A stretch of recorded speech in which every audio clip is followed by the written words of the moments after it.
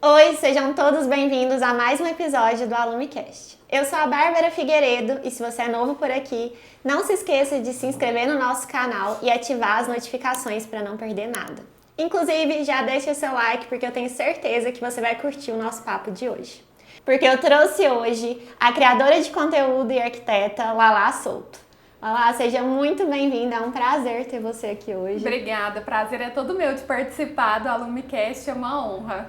Eu acho que a maior parte da nossa audiência já te conhece, mas eu gostaria que você começasse falando um pouquinho sobre a sua trajetória na arquitetura, suas áreas de atuação.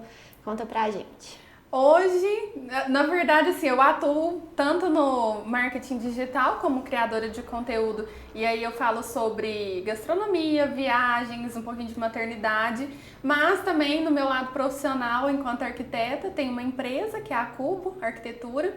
E hoje nossa empresa é especializada em fiscalização de obras em condomínios residenciais aqui de alto padrão e análise de projetos para esses condomínios também. Então, hoje consigo atuar aí um pouquinho em cada área, a gente vai conciliando tudo. E a arquitetura sempre foi uma paixão para você? Como você começou nessa carreira? Sempre, assim, desde que eu entrei no colegial eu já estava mais propensa, né, para seguir o curso. E quando o meu desafio era mais a parte de desenho, mas hoje com tantas tecnologias, tantos programas, né, eu acho que essa parte já fica um pouco mais fácil de lidar. Mas meu desafio era o desenho, entrei numa aula de desenho que eu queria muito fazer e passei em quarto lugar na época. Mas quando eu entrei no curso, às vezes a gente entra achando que vai aprender a projetar, mas o curso de arquitetura é muito mais amplo. A gente vê muita coisa de história, restauração, urbanismo, né, loteamentos, muito de cidade, paisagismo. Envolve muito mais do que o que a gente imagina quando a gente está lá no colegial. Então, foi um curso que me surpreendeu muito, mas que eu sou apaixonada, eu não me vejo fazendo outra coisa. Ai, que bom. E você falou que trabalha agora nessa parte de fiscalização de obras também. Eu tenho meu pezinho ali na construção civil. Mesmo? Eu era engenheira civil. Então é da área. Mas eu sei que é também um mercado muito difícil, no sentido de nos receber também como mulheres. Existem ainda muitas objeções, principalmente quando você vai para essa parte de obra. Quando você estava ali nessa época de recém-formada, você sentiu que era desafiador? Sim, a gente passa por muitas situações constrangedoras às vezes. Situações que o pessoal não respeita por ser recém-formada. Tem muita gente, assim, pessoal mais de idade, às vezes um mestre de obras que tem um pouco mais de idade, acha que a gente tá ali muito menino, não entende nada. Então, principalmente nessa parte de fiscalização, que a gente tá ali para apontar um erro, pedir para consertar alguma coisa, é uma área muito delicada. Então, eu enfrentei um pouco, sim, de preconceito. Muita gente não acreditou que eu daria conta. Hoje tem algumas pessoas que falam pra mim, nossa, eu te olho, assim, te olhei há 12, 13 anos atrás e eu não imaginava que você fosse dar conta. Falei, essa aí não vai durar nem 6 meses na área da fiscalização. Mas eu acho que com o joguinho de cintura aqui, a gente vai tendo um pouco mais de tato para lidar com as pessoas, porque eu acho que, muito além da fiscalização, a gente tem que ter essa sabedoria de entender que a gente está ali lidando com pessoas, né? A gente está para fiscalizar a obra, mas a gente está lidando com as pessoas, então, principalmente com problemas de outras pessoas. Então, acho que na medida que a gente vai aprendendo a conduzir as situações de uma maneira mais tranquila, mais respeitosa de ambas as partes, a gente consegue um resultado melhor. E hoje, graças a Deus, eu já não tenho problema mais com isso. Esse papel na obra é muito de condução, né, das pessoas que estão trabalhando ali, de saber ouvir também a experiência delas, ganhar o respeito através disso. E a gente vê muito, assim, a maior dificuldade, eu acho, é no momento de abordagem. Porque tem muita gente nessa área que chega e já impõe ali, não, isso aqui tá errado, tem que quebrar. Mas na medida que você vai abordando com mais delicadeza, com mais cuidado, e eu acho que isso é muito da mulher, porque o homem eu acho que ele não tem assim tanto traquejo para lidar com... para conduzir uma conversa para um lado mais ameno, né? Então, na medida que a gente vai conduzindo assim, nossa, olha, isso aqui tá fora da norma, porque a norma fala isso, fala aquilo. Então, eu queria ver com você o que é possível a gente fazer. A gente vai conduzindo assim para ter um resultado melhor. E você sempre quis empreender assim, quando você fez a Cubo, fundou a Cubo, como que foi essa trajetória? Não, isso na verdade foi uma coisa assim, muito destino mesmo da vida que me levou para essa área. Porque quando eu formei, foi um ano muito difícil, que eu perdi meu pai e ele era a minha base, assim, ele que me ajudava muito nessas questões financeiras, né? Na questão também profissional, meu pai apoiava muito, o sonho dele era me ver formada. E no ano que eu tava formando, ele faleceu. E aí, eu tenho outros irmãos, mas só por parte de pai, não tinha convivência com eles. Alguns, inclusive, eu conheci até no velório. E foi um momento muito difícil, assim, mas que me fez crescer na vida. Eu dei um salto, assim, de maturidade. E quando eu formei, eu pensava assim, bom, eu recebi um dinheirinho aqui, que a gente dividiu entre os irmãos ali, que era de um imóvel que o meu pai tinha, e eu vou montar um escritório, trabalhar com projetos. Achei que eu ia trabalhar assim, de blazer, maquiada, salto alto, e montei o escritório. Montei o escritório com uma amiga da faculdade, a gente fez essa sociedade.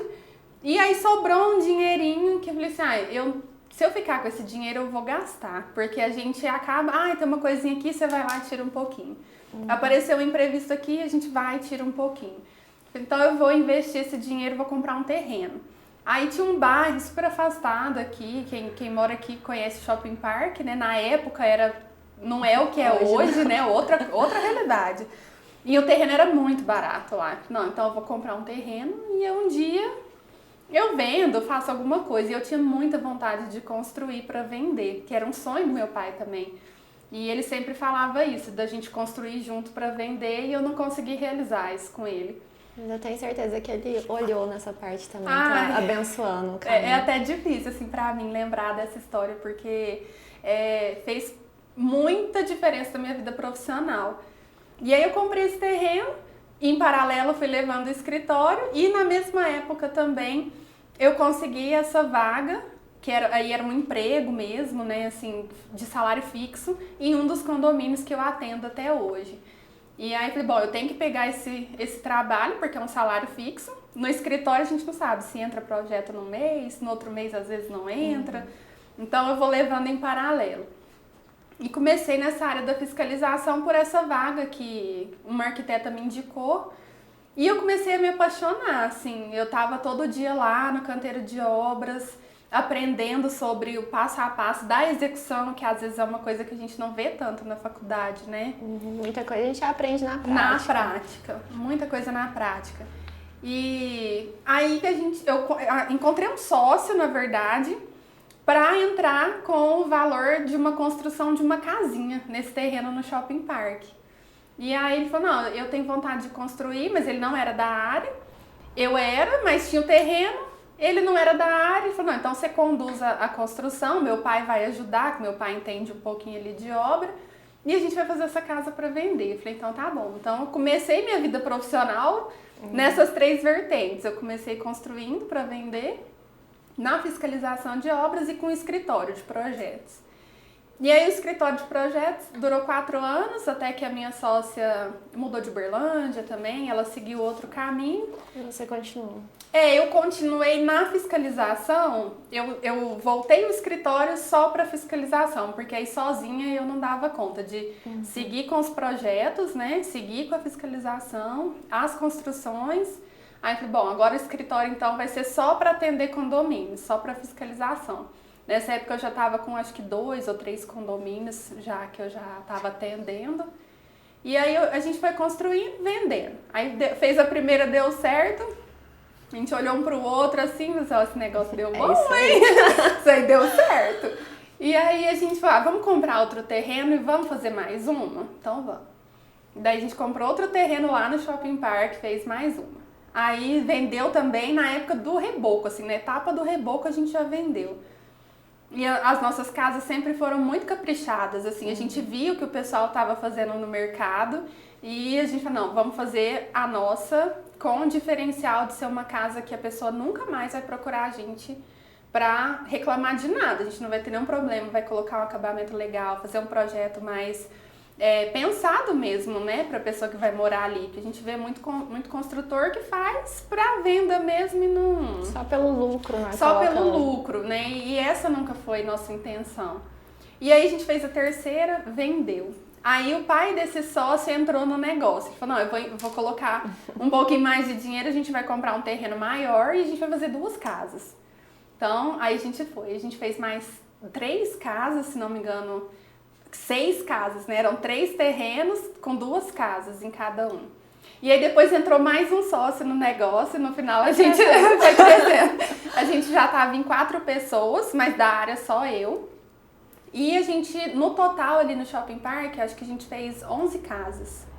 E foi uma época muito boa, assim, que a gente pegou uma época que vendia muito fácil, preço de imóvel não tá essa loucura que tá hoje, né? Que hoje tá uma coisa assim... o mercado surreal, muito, né, surreal, eu acho.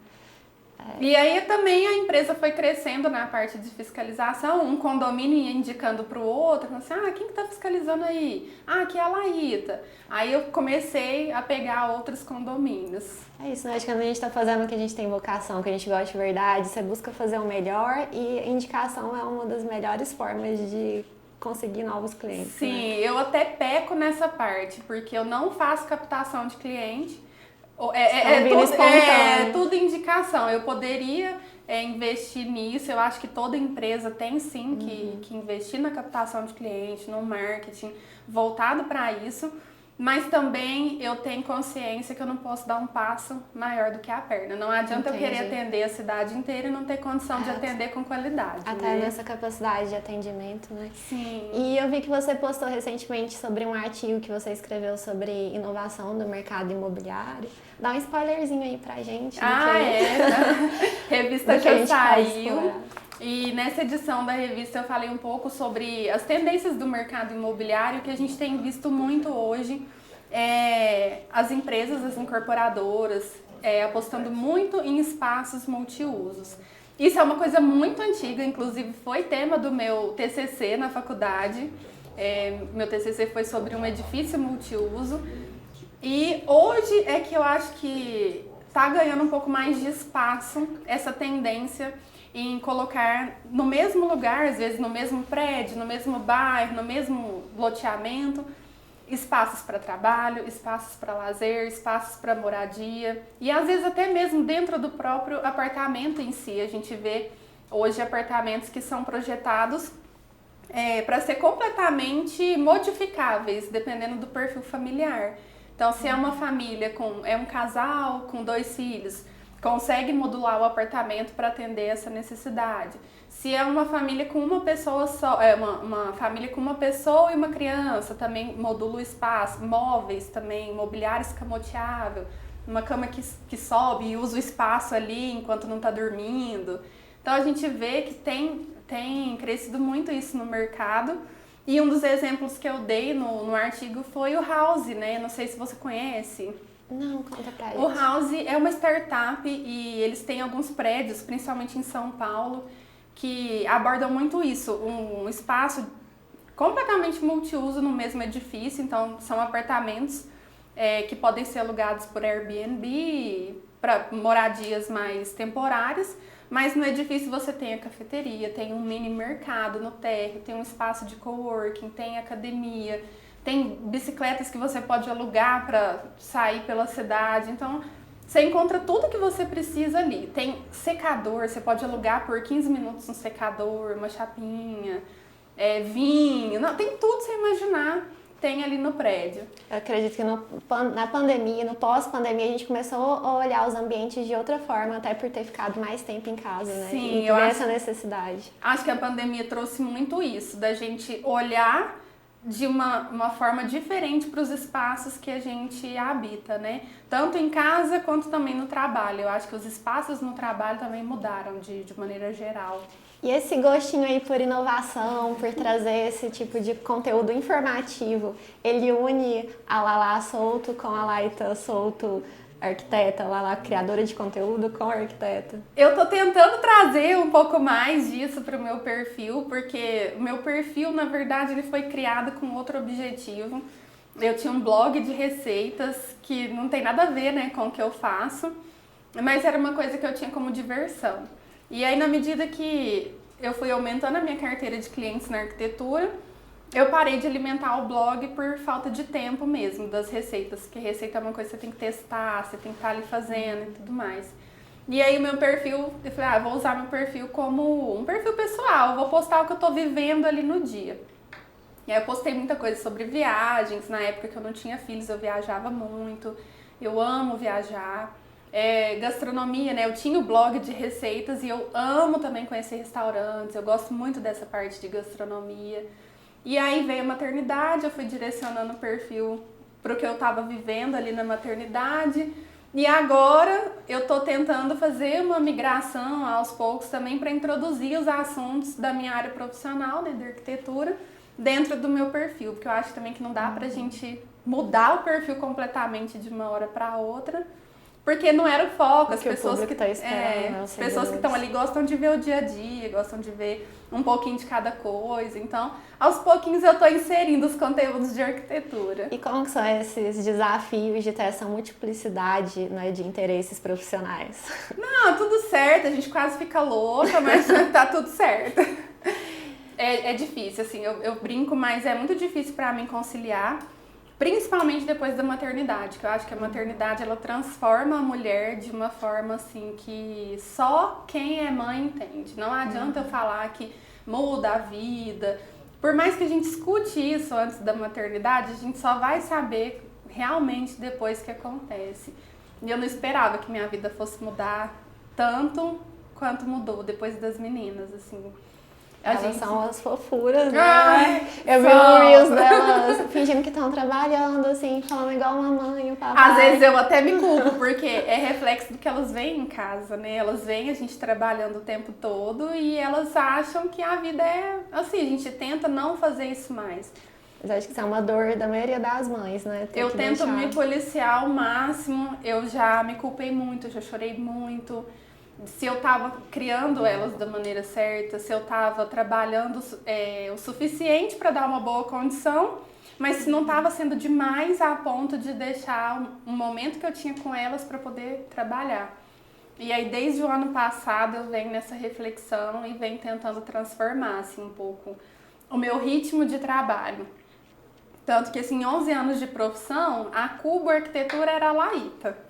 Era eu presa, né? Eu que fazia o café, eu que fazia contabilidade, eu que atendia na fiscalização, que analisava os projetos, mas aí realmente, depois da maternidade, chegou uma hora que eu falei, não, agora eu preciso ter um tempo para minha família, para as minhas filhas, eu preciso dedicar para a educação delas. E aí eu comecei a ter uma equipe mesmo. Entendi, delegar um pouco para ter mais tempo para você. É difícil para mim, que eu sou muito centralizadora e muito perfeccionista. Eu mas também sofro com isso. A gente sofre, né? Mas a gente tem que tentar tirar esse peso de querer que tudo seja perfeito, que não aconteça nenhum erro, porque errar é humano, todo mundo erra. Sim. Em todas as áreas, tanto na profissional, a gente erra em casa, na criação dos filhos, mas é isso aí, errou, bola pra frente e vamos fazer certo da próxima. Não carregar essa culpa, né? A gente faz o nosso melhor no dia a dia, assim, eu não sou mãe, não sei medir o tamanho da dor às vezes de deixar, mas... Nossa, é difícil. E que conselho você daria para mães que querem seguir uma carreira semelhante à sua? Eu sou totalmente a favor, assim, eu acho que a pessoa tem que seguir o que ela sonha. É muito difícil pra mim, às vezes, ver uma mulher que tem filhos e que abre mão da carreira, que é uma pessoa que gosta de trabalhar, mas abre mão da carreira por falta de opção, às vezes, porque não tem uma rede de apoio que ajuda com a criança, não tem, às vezes, condição de deixar a criança com alguém ou em alguma escola, eu fico muito assim, isso me dói, porque eu acho que a gente, enquanto mulher, a mulher não foi feita para ser só do lar. Se ela quiser ser do lar, ok, aí ela quer, é uma escolha dela, é o desejo dela. Mas eu vejo muitas mulheres que não querem, às vezes querem soltar as asas, querem partir para novos projetos, estudar, trabalhar e não tem condição. Então acho que tem que seguir o sonho, tem que correr atrás, dedicar, porque eu acho que se a gente não estiver feliz, a gente não vai conseguir também criar os nossos filhos, estar bem com a nossa família, de uma maneira tranquila, leve, em paz. Eu acho que você tem que estar bem para dar o seu melhor para as pessoas que você ama também, né? Sim, o dia que eu não tô bem, eu não fico bem com as meninas, eu não fico bem com meu marido, porque eu não tô bem. Então, a partir do momento que a gente faz que gosta, tá realizado, eu acho que tudo em volta tende a melhorar também. Eu vi que você falou de uma forma, assim, muito clara, aberta, né, quando você teve o seu momento ali de vulnerabilidade no seu parto, que você teve uma gravidez durante a pandemia, que era uma época de incertezas, você trouxe informação sobre um parto normal, né, depois de ter tido uma primeira cesárea. Como você vê a importância de estar trazendo esse tipo de conteúdo para mulheres que podem estar numa situação parecida, assim, no momento? Muita gente romantiza a maternidade e eu sofri muito com isso na minha primeira gestação, porque a gente vê aquelas mulheres tendo filhos de parto normal ali plenas e deu tudo certo, tudo lindo, e a gente acaba comprando aquele sonho e acreditando que vai ser tudo lindo, amamentar vai ser lindo, vai ser natural, vai ser fácil, e quando a gente passa por aquilo muitas vezes não é. E eu acho muito importante a gente compartilhar de uma forma que não romantize e que deixe claro para as pessoas que, eu também sofri ali. Eu demorei 1 mês para ver as fotos do dia do nascimento da minha primeira filha, porque eu não consegui ter um parto normal. Eu fiquei muito frustrada. Eu demorei 1 ano para me curar dessa dor.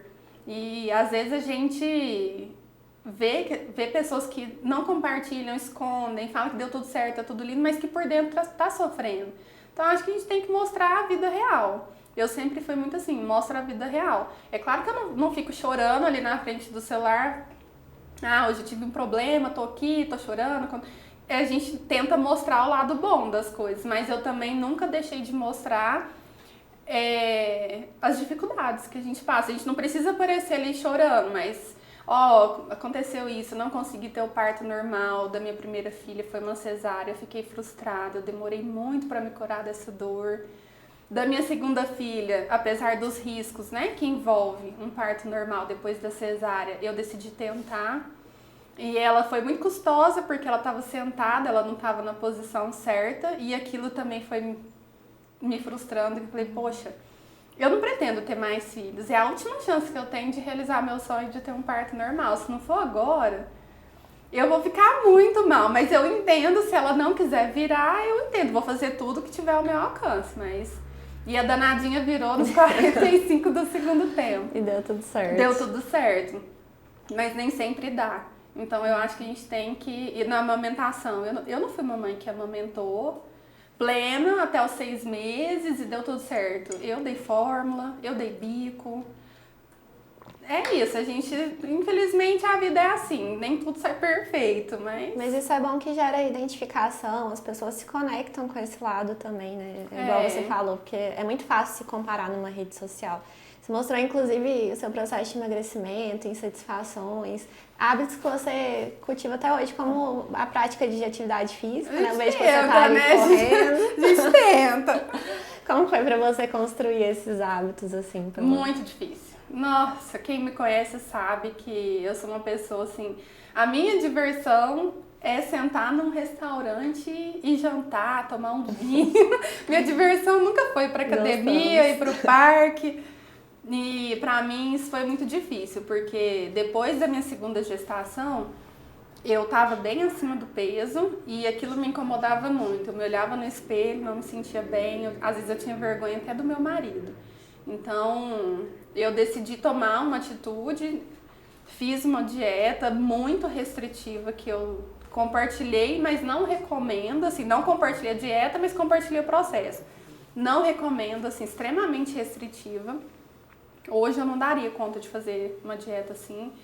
E perdi muito peso, mas eu acho que tudo é um processo. Às vezes a gente quer perder muito peso muito rápido, a gente acha que as coisas vão acontecer da noite pro dia, mas tem que ter paciência, resiliência e criar o hábito. Aí esse ano eu me propus a criar o hábito. Então eu vou na academia, não é para emagrecer. Eu vou correr no parque, não é para emagrecer. Eu vou nadar, não é para emagrecer. Eu vou para criar um hábito de me exercitar. Entendi. E sobre essa parte também, você falou um pouco sobre procedimentos estéticos, né, cirurgia. Como é a sua relação hoje com isso? Eu sou totalmente a favor de procedimentos estéticos não invasivos, assim, que não oferecem risco.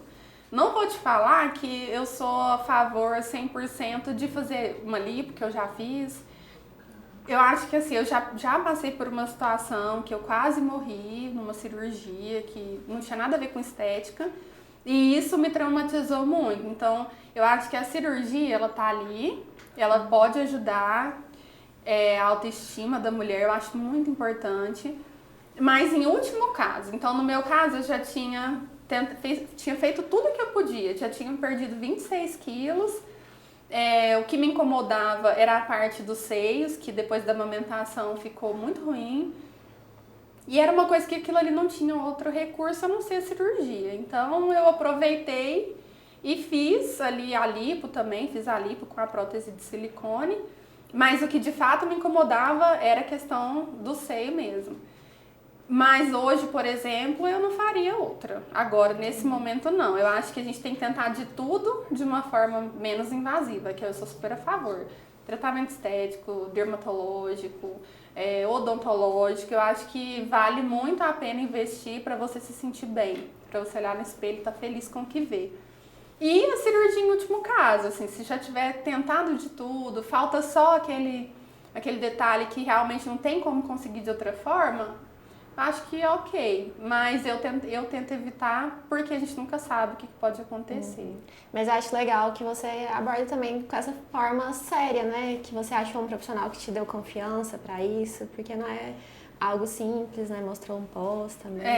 Não é, assim, eu na verdade, para eu conseguir fazer essa cirurgia, eu passei por um tratamento psicológico e psiquiátrico, porque eu tava com tanto medo de morrer ali no procedimento, por conta do trauma anterior que eu tinha, que pra mim foi um ano penoso, de verdade, assim, foi um ano muito difícil, que eu desenvolvi crises de ansiedade, de pânico, com medo de morrer mesmo, de falar, poxa, eu vou me submeter a um procedimento cirúrgico. Se der alguma coisa errada, não é só eu mais, tem as meninas agora. Mas realmente era uma coisa que pra mim ia fazer muita diferença. Eu me olhava no espelho, eu tinha vontade de chorar todo dia. E às vezes não comentar sobre gera aquelas comparações de resultados que não são, né, sem mostrar como você chegou lá, né? Às vezes as pessoas só veem o resultado do pós-gravidez e não sabem tudo que você passou. Isso é muito importante. Lá, dá pra gente algumas dicas aí de beleza e autocuidado. Eu vou te falar assim que o que mais eu invisto hoje é em tratamento dermatológico. Eu acho, pra mim, eu tenho melasma. Quem tem melasma sabe que é um sofrimento. As manchas voltam, a gente faz algum procedimento, clareia, passa 2, 3 meses, as manchas voltam. Então hoje eu invisto muito nisso. Eu trato com uma médica aqui, a doutora Cíntia, há muitos anos. E tem um tratamento que eu faço com laser e peeling associados, que dá muito resultado.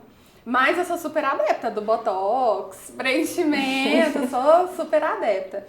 E tratamento corporal também, já fiz vários. Ultrassom, microagulhamento para retração de pele. Já fiz. Nossa, eu sou super a favor. Eu acho que a gente tem que se sentir bem, desde que com segurança. Sim, é um investimento em você mesmo. Sim, e eu acho que depois que eu fiz a cirurgia, que hoje eu olho no espelho, eu gosto do que eu vejo, Pra mim, a minha autoestima, eu me sentir bem, eu vir aqui, eu estar bem comigo mesma, isso reflete em todas as áreas da minha vida. Na profissional, no casamento, com as minhas filhas, porque eu tô bem comigo, sabe? Então, eu não tenho por que não tá feliz. Eu me sinto feliz, de verdade. E você mostrou resultados assim muito impressionantes com exercícios hipopressivos também. Acho que é uma curiosidade, talvez, que muitas mulheres tenham. Olha, eu vou ser bem sincera assim com você. Eu não acreditava até fazer. E aí, quando a Luísa nasceu, eu conheci a Sara, né, que é a minha professora de hipopressivo. E eu falei assim, será que isso aqui vai dar resultado? Só respiração, você olha, tá ali respirando, pleno. Não, tá super fácil. Você olhando ela fazer, você fala assim, não, isso aí não dá resultado. Mas quando você vai fazer, são 30 minutos dos exercícios de respiração e tudo mais para fortalecimento, principalmente da região abdominal e pélvica, que são impressionantes. Assim, os resultados são, eu acho que principalmente no pós-parto, que a musculatura abdominal tá fraca, às vezes relaxa um pouco ali pela distensão do abdômen na gestação. Nossa, vale muito a pena. É um investimento que vale a pena. Acho que para tudo, né? Para postura, o fortalecimento do core, ele é muito importante. Sim, inclusive até para definição. Para quem quer só definição, eu acho que faz muita diferença. Eu fiz os exercícios antes da cirurgia e depois também, e agora eu tô parada. Eu vejo muita diferença. Muita diferença. Lá, e eu não posso deixar você sair daqui sem falar sobre viagens, né? Um dos Minha temas paixão. aí que você fala. Que paixão. Eu acompanho ali como seguidora, eu vi Singapura, Tailândia, países da América do Sul. Eu quero que você comente aqui com a gente um destino assim que te marcou, que você se você conseguir escolher um aí, que difícil. Você vai? Meu sonho é ser blogueira de viagem, influenciadora de viagem. Nossa, eu gosto demais de viajar. Acho que viajar, conhecer outra cultura, conhecer o jeito de viver de outras pessoas, a gastronomia, outras realidades, isso me encanta muito. E um destino que me marcou muito foi Curaçao. Assim, um dos lugares mais lindos que eu já fui foi Curaçao, assim, o mar, um azul turquesa que chega a doer a vista, assim, de tão lindo. Preciso conhecer. É maravilhoso, maravilhoso. E você como arquiteta, eu imagino que seja ótimo também para realmente ter essa experiência cultural. Teve algum lugar que te marcou por essa parte arquitetônica? Singapura, que na minha última viagem eu fiquei 3 dias em Singapura, na Malásia, e é como se você estivesse entrando no mundo do Avatar, assim, é uma coisa de louco, o quanto é uma cidade moderna, uma cultura respeitosa. Para você ter noção, tem robôs que limpam as calçadas, você não vê um papel na rua, você não vê um papel. E tem um parque bem futurista, nossa, você tem um show de luzes à noite, uma coisa assim impressionante. Uma arquitetura que a gente não vê aqui, nem em cidades como São Paulo, que a gente vê um pouco de prédios mais modernos, uma arquitetura mais contemporânea. O que a gente vê lá é uma coisa assim impressionante. E uma arquitetura muito biofílica, que traz muito verde para dentro dos prédios, dos apartamentos, para onde você olha assim, tem um paisagismo integrado nos espaços, é uma coisa surreal de linda, assim, é maravilhoso. Nossa, moraria fácil. A gente é muito do nosso repertório, né? E você vê essas culturas, essas arquiteturas diferentes, com certeza impacta até no seu trabalho de criação de conteúdo e na arquitetura também. Sim, é muito importante a gente ter outras referências, né? Isso em qualquer área, eu acho que a gente tem que sair um pouco da casinha e buscar mesmo ampliar conhecimento, ampliar cultura. Nossa, eu acho que isso é o que tem de melhor na vida. E você é daquelas que faz roteiro, gosta de pesquisar antes ou curte o momento? Tem até a hora no meu roteiro. A hora que eu tenho que chegar é a hora que eu tenho que sair. Eu sou muito metódica. Nesse ponto, eu sou muito metódica. Aproveitar tudo. Ainda bem que meu marido me acompanha e não reclama, porque eu planejo os restaurantes que a gente vai almoçar em cada dia, que a gente vai jantar. quais os pontos turísticos que a gente vai ver naquele dia, como que a gente vai de um ponto turístico para o outro, qual aplicativo que a gente pode usar para se locomover. Não, eu pesquiso tudo, monto o roteiro e para mim eu acho melhor do que chegar lá e vamos ver o que a gente vai ver hoje, porque às vezes você perde muita coisa ali sem saber para onde ir, mas quando você já vai com as referências, você vai nos melhores lugares, conhece os pontos principais, então... E você compartilhando suas viagens acaba sendo um guia para nós também, né? Para montar o nosso roteiro. Eu deixo tudo salvo nos destaques e quem precisar de dica pode me chamar, porque eu adoro. Se tem uma coisa que eu gosto é montar roteiro, viajar. Dá uma dica pra gente aí para montar um roteiro de viagem. A primeira coisa que eu faço depois de descobrir, assim, para onde a gente vai, de escolher um destino, é entrar em vários blogs de viagem para ver o que cada influenciador fala daquele local. Então, às vezes algum influenciador tem uma visão mais gastronômica, eu pego as dicas ali dos restaurantes, do que é legal de conhecer nessa parte. Outro influenciador às vezes posta lugares legais para ir com crianças, então se é uma viagem, eu sempre faço pesquisa em outros blogs de viagem pra ver o que eu gosto mais. Assim, nossa, esse aqui eu gostei, quero conhecer. Nossa, esse restaurante quero conhecer. E vou montando o roteiro depois. A gente vai, esse ponto turístico tá perto desse restaurante, então vamos colocar no mesmo dia. E aí a gente vai organizando o roteiro. Então a dica é sigam a Lala, porque ela tá juntando as melhores informações para simplificar na hora de montar um roteiro para viagem. Quem for para algum lugar que eu já fui, pesquisa lá nos destaques que tá salvo, que tem todas as dicas. E para finalizar, vamos para minha parte preferida, gastronomia também. Já que é o início do seu... A gente vai terminar esse podcast com o início da sua criação de conteúdo. Fala então de um prato que te marcou muito numa dessas viagens e que é imperdível para mim, para nossa audiência aqui. Eu vou te falar uma situação engraçada que na verdade vai ter muita gente que gosta, mas no meu caso foi o contrário.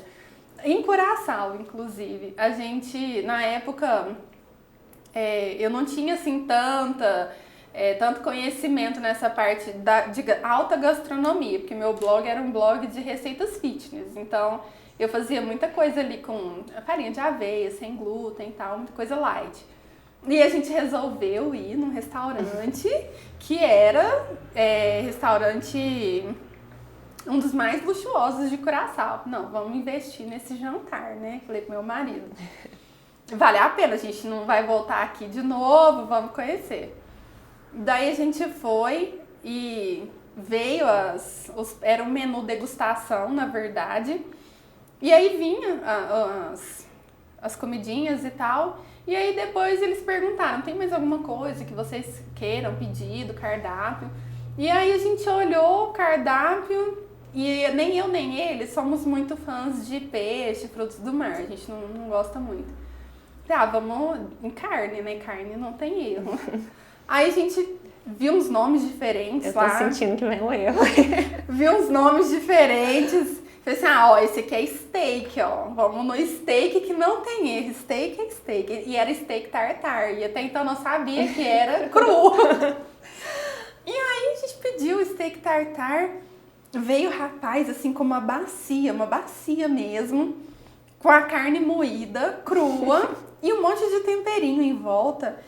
E aí ele ia perguntando, quer esse? A gente quer, pode pôr. Esse, pode pôr. Aí, beleza, colocou tudo que tinha pra colocar, ele misturou tudo ali, pegou 2 colheres e foi fazendo tipo um quibezinho e foi pondo no prato. Aí ele fez 6 quibezinhos assim, colocou no prato. Faltou pôr no fogo. Recolheu a bacia e saiu, né? E aí eu fiquei olhando pro meu marido, falei, bom, nossa, que chique, né? Aqui é tão chique que eles vão trazer o fogo, sei lá, aqui na mesa, porque... E a gente ficou olhando, olhei pra ele, ele olhou pra mim e passou uns 15 minutos e nada. Falei, nossa, vamos chamar o garçom? Ele deve ter esquecido. Aí a gente chamou o garçom e falou assim, não terminou o prato. Aí o garçom, não, é assim o prato. A gente, mas come cru? Come cru assim mesmo? E aí ele falou assim, é cru. Ah, não, então tá bom. Aí eu olhei pro meu marido olhou pra mim, e agora? Mas agora a gente vai ter que comer, né? E aí a gente comeu, tava uma delícia, mas não é o tipo de prato que a gente pediria novamente. Valeu a experiência, mas... Valeu, coração. Aí nunca mais eu esqueci que o tartar era carne crua, né? Steak tartar, e, enfim, outros tipos. Aí a gente aprendeu. Nosso papo tá ótimo. Gostaria só que você comentasse aí um spoilerzinho de planos futuros, tanto para criação de conteúdo quanto para arquitetura, pra gente se despedir. Olha, a minha cabeça nunca para, né? Às vezes eu tô pensando uma coisa na empresa, mas já vem outra ideia pro perfil.